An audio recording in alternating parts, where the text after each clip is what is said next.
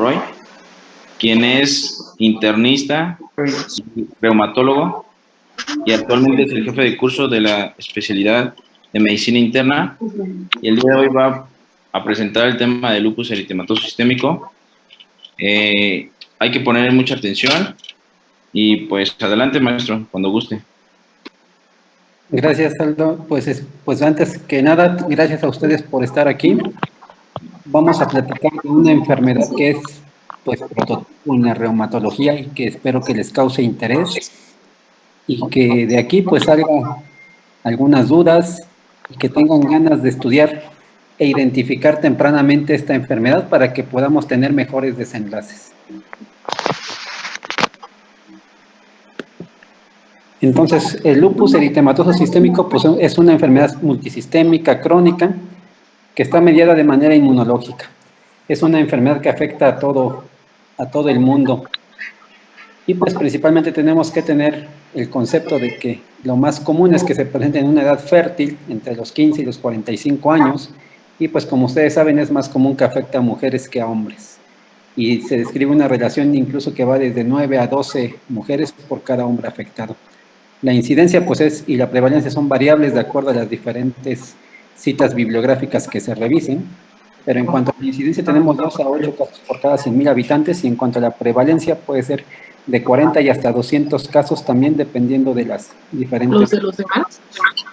En cuanto a la supervivencia, pues a 10 años podemos tener que la mayoría de los pacientes con lupus van a sobrevivir y a 20 años se tiene una supervivencia del 30%. La etiología de esta enfermedad pues es desconocida, hay daño celular y tisular y en nuestra región pues hay un grupo latinoamericano de estudio de lupus eritematoso sistémico y es donde se han definido algunas de las características epidemiológicas de esta región y se denomina GLADEL. Pues aquí se ha descrito que principalmente en la región latinoamericana en cuanto a mestizos y afro-latinoamericanos se ha encontrado una incidencia un poco más baja en comparación con la raza blanca. Aquí se ha encontrado la presencia de lívido reticularis de manera más frecuente en los mestizos. Ha habido linfopenia como manifestaciones predominantes en este grupo de GLADEL. Y pues en general se ha encontrado una enfermedad más grave que en los blancos, que en la raza blanca. Han predominado manifestaciones de nefropatía, de pericarditis y de adenopatías. Y bueno, pues en general esta enfermedad, pues como ya dijimos, va a tener sus principales manifestaciones entre los 15 y los 45 años de edad.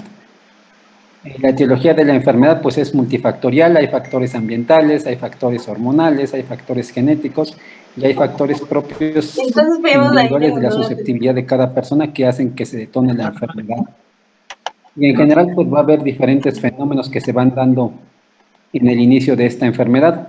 Va a haber reconocimiento de autoantígenos, va a haber pérdida de la tolerancia inmunológica y en un individuo que es susceptible, que es genéticamente susceptible, donde haya alteraciones en la inmunidad innata con baja expresión de actividad en los linfocitos T y B y que pueda haber un aumento en la pérdida de la tolerancia, pues es donde se inician estos fenómenos inflamatorios o proinflamatorios y que van a detonar en la enfermedad.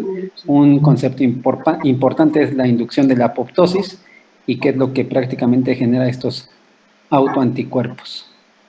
Y finalmente, pues bueno, ya cuando la enfermedad está establecida, hay linfocitos T citotóxicos, hay producción de citocinas y hay producción de autoanticuerpos.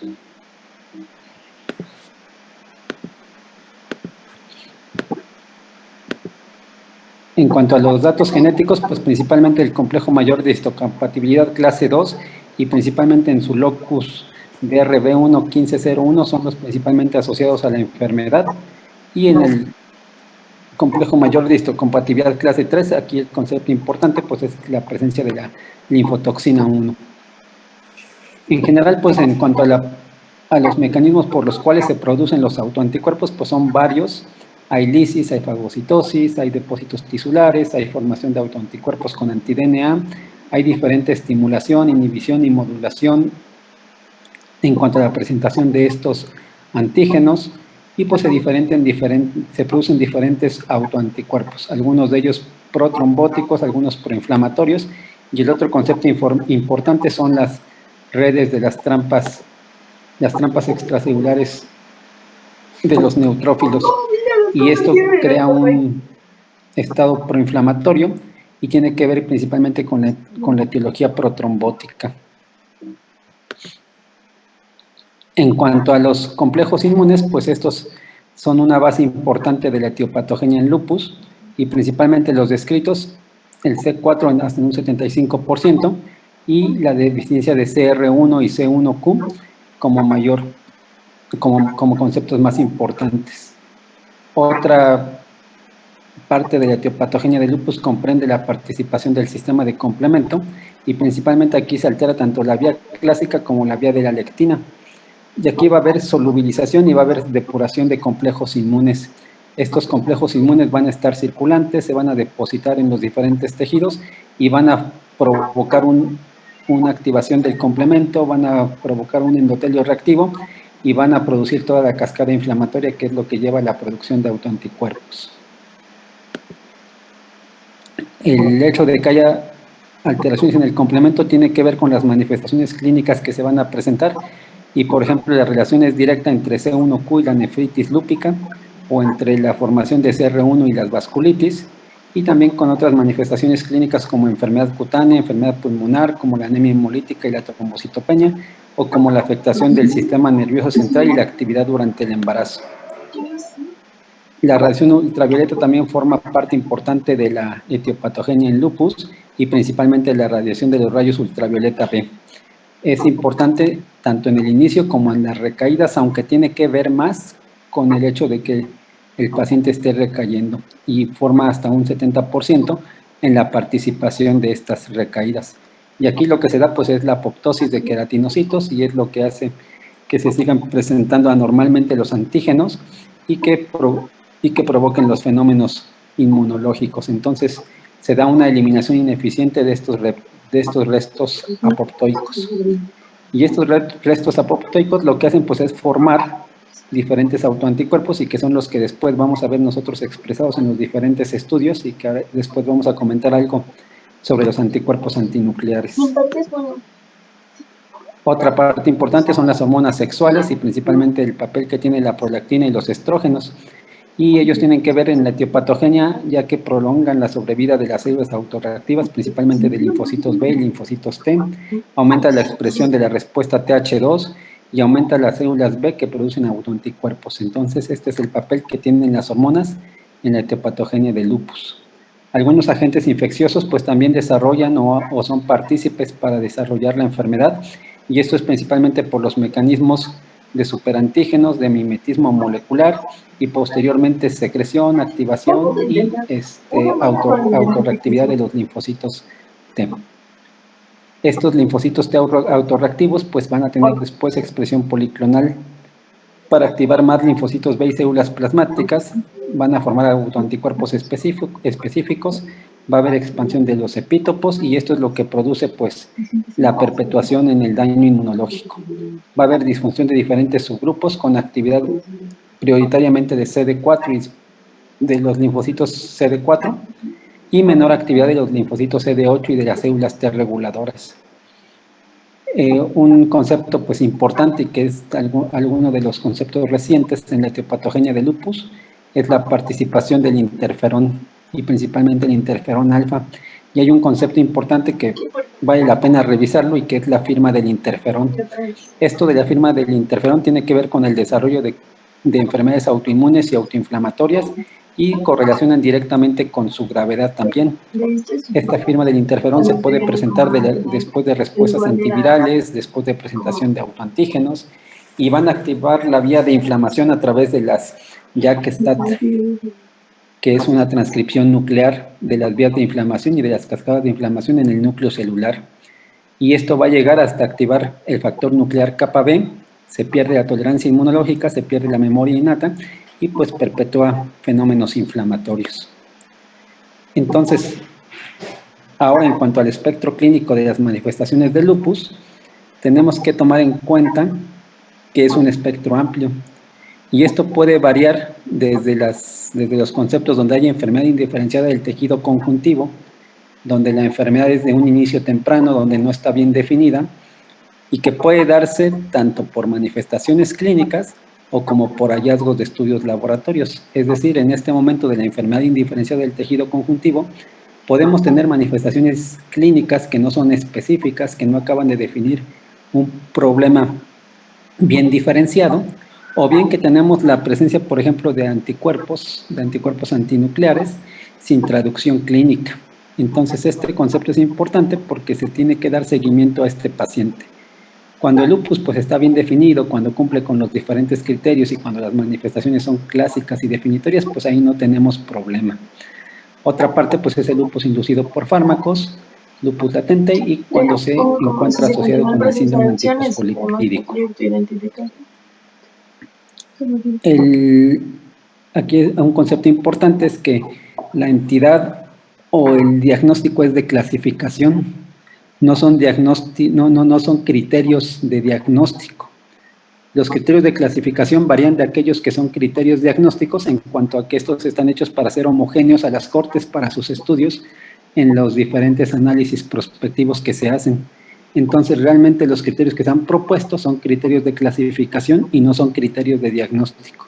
Y estos han ido variando a través del tiempo, pues los de 1982, donde ustedes conocen que había 11 criterios y que con 4 de ellos era suficiente para hacer la clasificación de lupus, pues han ido cambiando con la intención de detectar más tempranamente los casos y de tener una mayor sensibilidad y una mayor especificidad.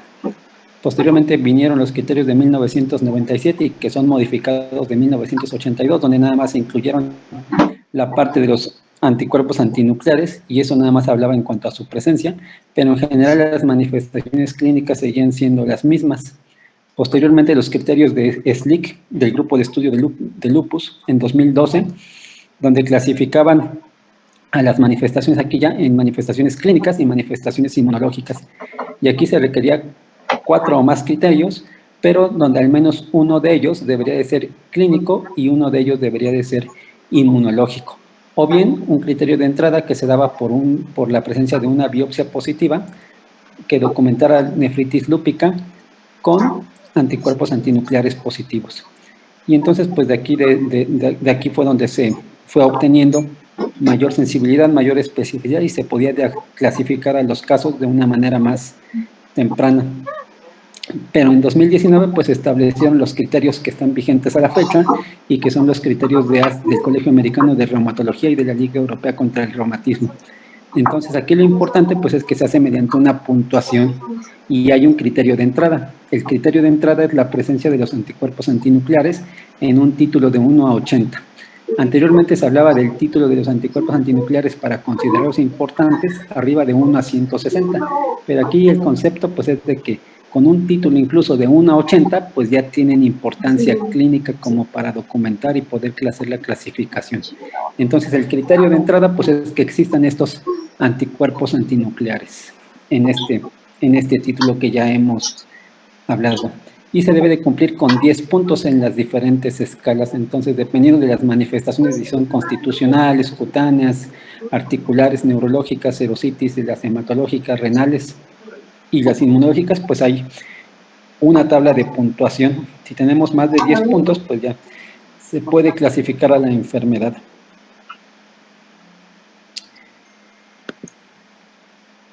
Y bueno, aparte de los criterios de clasificación, pues un concepto también importante para que conozcan es que existen escalas de evaluación. Y esto es para definir pues la actividad que se está dando en cada paciente. Entonces hay clinimetría en lupus y aquí hay diferentes escalas que se usan. Está la escala BILAG, está la escala SLEDAI, está la escala MEX-SLEDAI y las escalas europeas que es la SLAM y la ECLAM. Entonces todos estos cuestionarios tienen algunos puntos y dependiendo de la puntuación que se obtenga, pues se puede hacer una clasificación en cuanto a la actividad con la que se presentan los pacientes. Y pues dependiendo de las manifestaciones, hay algunas manifestaciones que son menores, hay algunas que son moderadas y hay algunas que son graves.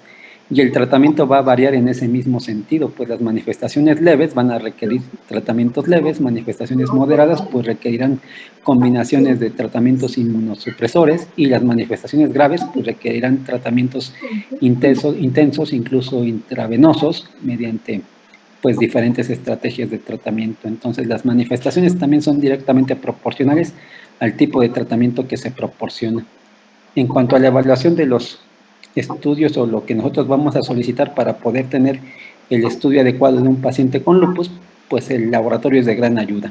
Entonces, cuando ustedes se enfrenten a un paciente en el que sospechan que tenga lupus, pues necesitamos analizar su biometría hemática, su química sanguínea, el examen general de orina y ya propiamente los estudios que son inmunológicos. Y en estos estudios inmunológicos, pues van a estar los anticuerpos antinucleares, el estudio del complemento, otros anticuerpos como los que son anticuerpos antifosfolípidos y pues ya de manera dirigida seleccionar los estudios de gabinete que vamos a realizar. Entonces, pues partimos desde los marcadores de inflamación, ¿verdad? Que van a dar información importante, además de los diferentes estudios inmunológicos que ahorita vamos a comentar un poco. Entonces, de acuerdo a los autoanticuerpos que se den, ahorita yo les voy a comentar algunos conceptos para que los tengan presentes del estudio de los anticuerpos antinucleares y dependiendo de los que estén presentes podemos hacer una correlación con las diferentes manifestaciones clínicas que se van a estar presentando. Aquí, pues de manera rápida les comento, en cuanto a la especificidad de los anticuerpos anti-DNA, pues correlacionan con la afectación renal en lupus. Los anticuerpos anti-SM son los que están de manera más prevalente en el lupus eritematoso sistémico y propiamente las especificidades anti-RO y anti-LA que tienen que ver con algunos casos de lupus cutáneo subagudo y con algunas manifestaciones que son cutáneas, con el hecho de asociarse en lupus neonatal y en la neumopatía intersticial. Los anticuerpos antiperribosomales que correlacionan con la psicosis lúpica y con las manifestaciones neurológicas y los anticuerpos anti-RNP que correlacionan con los datos de fenómeno de Raynaud y de miositis. Entonces, esta asociación entre las diferentes especificidades pues, es importante para que podamos anticipar o hacer la correlación en cuanto a la manifestación que esté predominando. Entonces, un concepto importante en los anticuerpos antinucleares es que existen patrones y existen especificidades. Entonces, los patrones más comunes de los anticuerpos antinucleares pues son principalmente 4. Está el patrón homogéneo, está el patrón moteado y está el patrón nucleolar. Y propiamente ya las especificidades pues van a ir encaminadas a los diferentes autoanticuerpos. Y aquí con que conozcan que existe especificidad para anti-DNA de doble cadena, especificidad para anti-RO, especificidad para anti-LA, especificidad para anti-SM y especificidad para anti-RNP principalmente. En cuanto a las manifestaciones clínicas, pues es una gama amplia. Voy a tratar de explicárselas ahorita rápido para que tengamos un concepto general. Y bueno, las manifestaciones generales pues son importantes. Desde el malestar general, la fatiga, los datos de fibromialgia que se llegan a presentar. Existen también casos donde hay fiebre y esto pues hay que diferenciarlo de si es actividad de la enfermedad, de si es una infección sobreagregada, si es efecto de fármacos o si es dato de un proceso neoplásico que puede estar oculto. La pérdida de peso es otra manifestación general en lupus y la presencia de la linfadenopatía. En cuanto a las manifestaciones cutáneas, se clasifican en específicas e inespecíficas. Hablando de las específicas, la fotosensibilidad es una parte importante. Puede estar presente desde el inicio de la enfermedad o se puede presentar durante el curso de la misma. Y pues bueno, la manifestación clásica es el eritema en alas de mariposa y donde por definición pues respeta el área o el surco nasogeniano y afecta el área malar. Y esto se va a ver exacerbado pues con la exposición al sol y tiene que ver con los depósitos inmunes que se generan en la unión dermoepidérmica. Otras manifestaciones que son pues ya inespecíficas propiamente es la caída de cabello, las úlceras orales. Otras manifestaciones cutáneas son el eritema generalizado y las lesiones bulosas. y esto pues traduce actividad de lupus y se presentan como maculopápulas eritematosas confluentes. Otra definición en cuanto a la actividad cutánea de lupus es el lupus cutáneo subagudo y se ve exacerbado por la fotosensibilidad. Se presenta hasta en un 20% de los casos de lupus sistémico, y aquellos pacientes que llegan a debutar con lupus cutáneo subagudo tienen hasta 60% de probabilidades de desarrollar manifestaciones sistémicas. Puede haber otras variantes de afectación cutánea como los exantemas anulares o como los exantemas papuloescamosos o psoriasiformes. Las variantes de lupus crónico, pues principalmente lupus discoide, donde es una afectación localizada o generalizada, se presenta hasta en el 10% más bien 10% de los pacientes con lupus cutáneo, con lupus discoide, llegan a desarrollar manifestaciones sistémicas de lupus. Es fotosensible y afecta principalmente la parte frontal con alopecia y cicatrices. Va a haber hiperkeratosis o va a haber taponamientos foliculares y se asocian con un patrón homogéneo de los anticuerpos antinucleares. Y algunas manifestaciones que son inespecíficas cutáneas se refiere a la presencia del fenómeno de Raynaud y también en cuanto a la presencia de lívidos reticulares. Lívidos reticulares se refiere a este entremarañado que da el aspecto eritematoviolaceo en la piel, y cuando esto llega a ser más definitorio de una enfermedad, se define como lívido racemoso.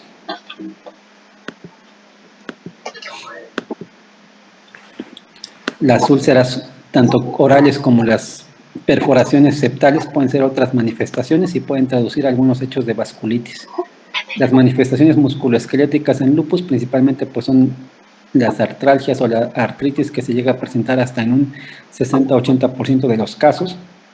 Lo normal es que sea de una manera simétrica y afecta las metacarpofalángicas, interfalángicas proximales, los carpos y las rodillas.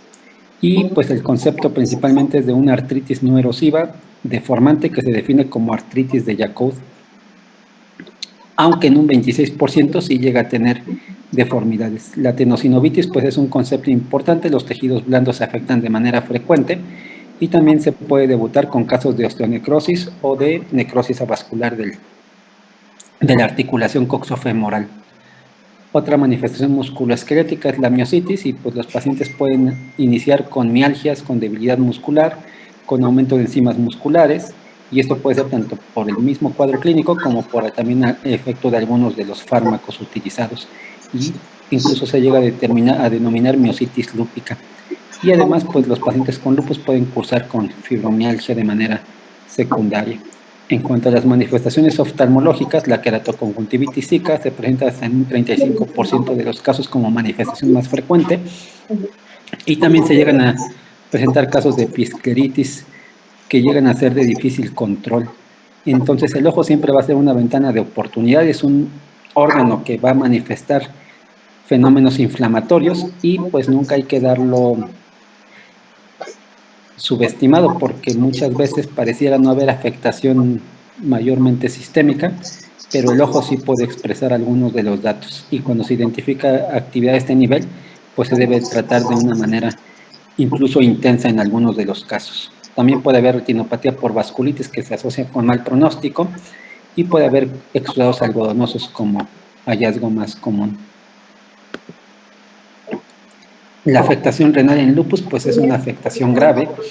El hecho de tener un daño renal se asocia con un pronóstico que va a ser reservado en la evolución de la enfermedad, y se dice que hasta la tercera parte de los pacientes con afectación renal pueden llegar a desarrollar enfermedad renal crónica y requerir alguna terapia de sustitución renal o incluso un trasplante. Y para identificarla, pues partimos desde los fenómenos, desde los datos que nos da el propio examen general de orina. A un paciente con lupus, pues lo debemos de estar estudiando en este sentido, con una frecuencia de cada 4 meses, y cuando el riesgo es mayor, pues incluso más frecuente. Entonces, la presencia de proteinuria en los rangos nefróticos o subnefróticos, pues va a ser un hallazgo importante. La presencia de hematuria y la presencia de los cilindros granulosos son los datos que principalmente se llegan a encontrar en el sedimento urinario. Entonces, el examen general de orina pues es la primera representación de lo que sería posteriormente una biopsia renal. Y ya en la biopsia renal pues tenemos que clasificar a la enfermedad, tanto para ver si hay cronicidad o para ver si hay actividad y para poder decidir también el inicio del tratamiento de la inducción a la remisión. Entonces, la clasificación internacional de la OMS, pues es importante también conocerla en cuanto a los diferentes patrones histológicos, y en lupus, pues el que más frecuentemente vamos a encontrar es la nefritis lúpica clase 4 en su patrón difuso proliferativo. Las manifestaciones clínicas neurológicas pues se llegan a presentar hasta en un 12 a 60% de los casos, y principalmente hay cefalea, crisis convulsiva, eventos vasculares cerebrales, hay datos de neuropatía periférica, hay de mielitis transversa, y en general pues son 11 los síndromes neurológicos que se pueden llegar a presentar. Y pues aquí la correlación importante es con los anticuerpos antiproteína P ribosomal. Las manifestaciones psiquiátricas principalmente constan en cuanto a la disfunción cognitiva, y pues en algunas ocasiones requieren de glucocorticoides o de inmunoglobulina para su tratamiento. Las manifestaciones pulmonares, pues la pleuritis se llega a presentar en un 30 a 60% de los casos, y se requieren tratamientos con antiinflamatorios no esteroideos, con glucocorticoides y mantener hidroxicloroquina en los casos recurrentes. Otra manifestación pulmonar en lupus es la hipertensión pulmonar, y esta pues se asocia con mal pronóstico también en caso de encontrarse presente. Llega a estar hasta en 14 a 43% de los casos, y se asocia con fenómenos de Raynaud, con disnea, con hipoxia leve, con un patrón restrictivo, y siempre que nosotros documentemos hipertensión pulmonar debemos de descartar tromboembolia pulmonar o riesgo de trombosis. El tratamiento es con vasodilatadores, glucocorticoides e inmunosupresores, y pues la anticoagulación en los casos correspondientes. Otra manifestación que se debe detectar y que en caso de tenerla presente va a traducir un alto riesgo de mortalidad es la hemorragia pulmonar o la hemorragia alveolar difusa, que se llega a presentar en 1 a 5% de los casos, y que pues es secundaria a los procesos de vasculitis. La hemorragia alveolar difusa se define por tres aspectos importantes, y eso es disminución en las cifras de hemoglobina, la presencia o la aparición de infiltrados rápidamente progresivos y la hipoxia. Entonces, cuando tengamos ese cuadro clínico, tenemos que sospechar y no nada más asumir que pueda ser un problema infeccioso. Tenemos que descartar la gravedad y estar seguros que no sea hemorragia pulmonar. El cuadro clínico pues, se va a caracterizar por disnea, por tos y por los hemoptoicos. Y en las radiografías o en la tomografía van a encontrar opacidades en vidrio despulido. Y esto pues traduce directamente actividad de la enfermedad y requiere tratamiento intenso con glucocorticoides en dosis altas, con agentes citotóxicos como ciclofosfamida, inmunomoduladores como inmunoglobulina, y en aquellos casos graves y refractarios pues plasmaféresis. Otra manifestación pulmonar es la neumonitis, y esto se llega a presentar como infiltrados en 1 a 4% de los casos. Pueden ser agudos o crónicos, y pues también va a requerir tratamientos con glucocorticoides, con inmunosupresores o agentes citotóxicos.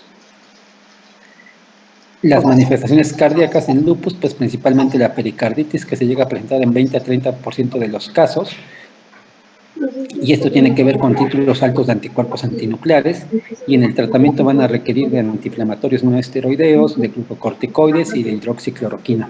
Otra manifestación cardíaca es la endocarditis de Lehmann-Sachs, que es producida por el fenómeno de los anticuerpos antifosfolípidos y que se llega a presentar hasta en 15 a 70% de los casos, y se presenta como engrosamiento valvular, donde se afecta principalmente la válvula mitral y se asocia, como ya dijimos, a estos autoanticuerpos antifosfolipídicos, y puede ocasionar disfunción valvular significativa hasta en un 4% de los casos. Otra manifestación menos frecuente es la miocarditis, que se presenta en 1 a 10% de los casos, pero pueden traducir arritmias, trastornos en la conducción, cardiomegalia, disfunción diastólica y se asocia con los anticuerpos con la especificidad anti-RO. También requieren de glucocorticoides en dosis altas, inmunosupresores o inmunoglobulina. Otra manifestación cardíaca es la enfermedad arterial coronaria y se puede manifestar como los fenómenos de aterosclerosis o ser como factores de riesgo independientes asociados a los propios de la enfermedad arterial coronaria. Y pues aquí la hidroxicloroquina tiene algunos de los eventos antiinflamatorios. Las manifestaciones gastrointestinales en lupus también son variadas y se pueden presentar desde dolor abdominal, anorexia, náuseas, vómito. Hay incluso un término que se denomina peritonitis lúpica. Y pues los casos graves se presentan como vasculitis mesentérica, como isquemia de la arteria mesentérica superior principalmente, y puede haber también a este nivel serositis y puede haber casos de pancreatitis. Las manifestaciones hematológicas están principalmente relacionadas con la anemia de la enfermedad crónica, con las pérdidas hemáticas, con el uso de los diferentes fármacos. Se puede presentar anemia hemolítica como manifestación e incluso como manifestación inicial, y pues va a requerir también de tratamientos inmunosupresores, danazol, inmunoglobulina o plasmaféresis. La leucopenia pues es común, al igual que la trombocitopenia, y cuando tenemos la presencia de pancitopenia puede deberse al uso de las diferentes terapias. La leucopenia es significativa cuando tenemos menos de 4.000 leucocitos por milímetro cúbico y sobre todo si se asocia a linfopenia. Un estado importante es cuando hay lupus y embarazo o cuando tenemos la presencia de lupus neonatal. Entonces, durante el embarazo, pues tenemos que vigilar las posibles exacerbaciones, identificar los datos que nos puedan hacer presentar un embarazo pretérmino y pues van a ser casos que van a requerir tratamiento. En cuanto a lupus neonatal, pues se tiene que buscar intencionadamente el bloqueo cardíaco congénito. Entonces, en las madres que presentan lupus eritematoso sistémico y sobre todo que tienen una especificidad positiva para anti-RO, tenemos que estar alertas en cuanto a esta situación y se recomienda hacer un ultrasonido entre la semana 12 y la 24 para saber que no haya datos de bloqueo cardíaco congénito. Y pues la madre durante el embarazo debe estarse estudiando en cuanto a la presencia de estas dos especificidades que son anti-RO y anti-LA. Y pues el tratamiento en los casos en los donde se presente el lupus neonatal se da con dexametasona y con plasmaféresis. Una pregunta común es de si está prohibido el embarazo en el lupus. Y no está prohibido en todos los casos. De hecho, debiera de ser una meta a alcanzarse, pero siempre en consenso y siempre atendiendo el estado clínico actual de las pacientes. Siempre se va a considerar un embarazo de alto riesgo y va a haber posibles complicaciones tanto para la mamá como para el producto. Y eso debe de ser informado pues oportunamente. Se debe hacer de una manera planificada para buscar el mejor momento y hacer los ajustes en cuanto a los tratamientos, porque pues muchos de ellos son teratogénicos y se tienen que hacer algunos ajustes. Idealmente la enfermedad debe de estar en remisión para poderlo lograr y no se debe de estar utilizando algún tratamiento citotóxico.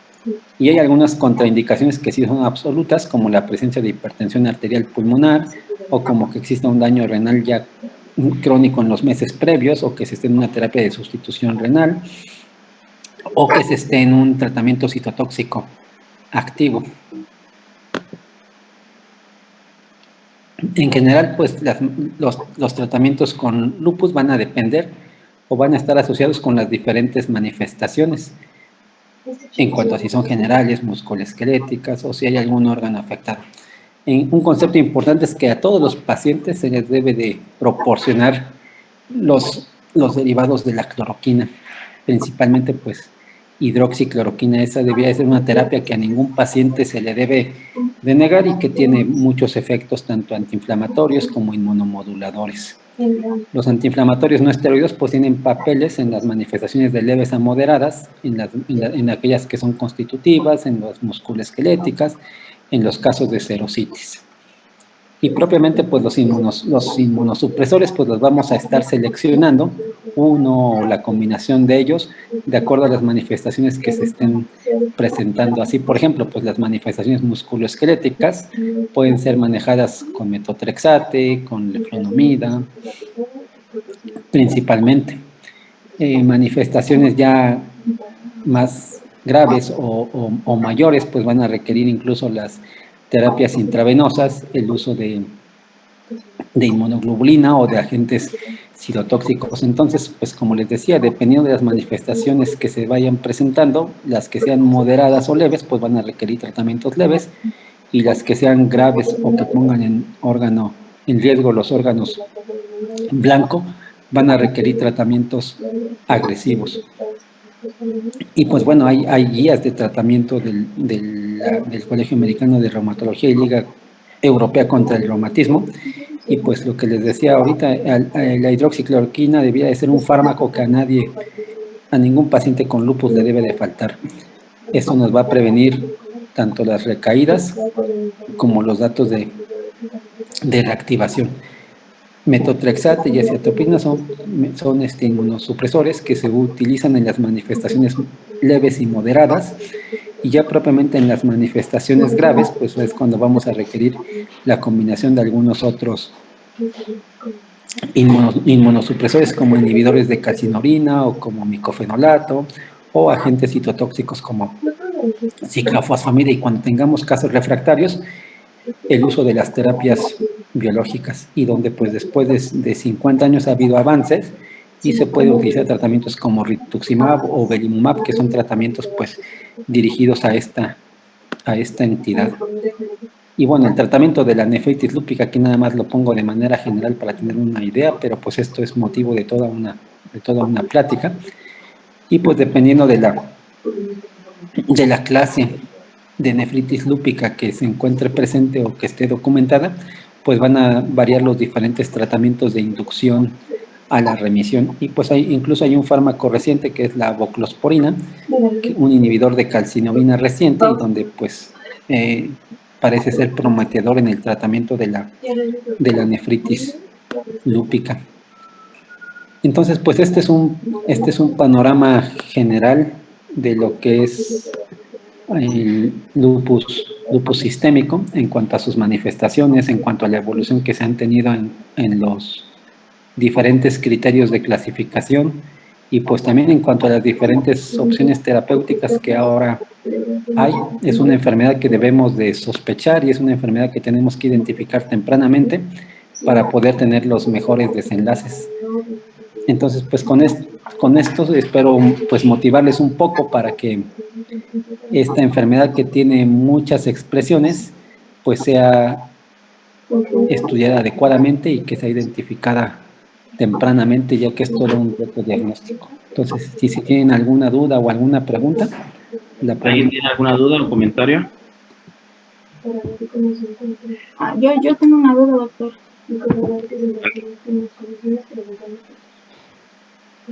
A ver, dime. Tengo una pregunta. ¿Existen algunos medicamentos y en qué porcentaje se provocaría una condición llamada como pseudolupus? Como pseudolupus, pues más bien podemos tener esa parte de lo que yo mencionaba, que el espectro de esta enfermedad es muy amplio. Entonces podemos tener un momento en el cual la enfermedad todavía no está del todo bien establecida, y que nada más podamos tener la presencia de algunas manifestaciones clínicas que son inespecíficas, no definitorias, y que no llegan a completar el resto de los criterios de clasificación. Entonces, más que decir como pseudolupus, pues pudiéramos decirlo como lupus incompleto o como lupus todavía no establecido. Y allí es donde está ese concepto de enfermedad indiferenciada, de que puede darse tanto por las manifestaciones clínicas o como por la presencia de anticuerpos. Habrá pacientes que tengan anticuerpos antinucleares, incluso de un patrón característico, pero sin tener datos clínicos. Y eso no lo podríamos clasificar en ese momento propiamente como lupus. Pero más que pseudolupus, pues el término sería nombrarlo como una etapa indiferenciada. Muchas gracias, doctor. ¿Alguien más? ¿Algún otro comentario? Yo, doctor. Sí, dime. Adelante. Doctor, tengo una pregunta. Para una paciente embarazada sabemos pues que la biometría hemática en ellas cambia. casi totalmente, o sea, tenemos distintas variables de anemia, o sea, en ellas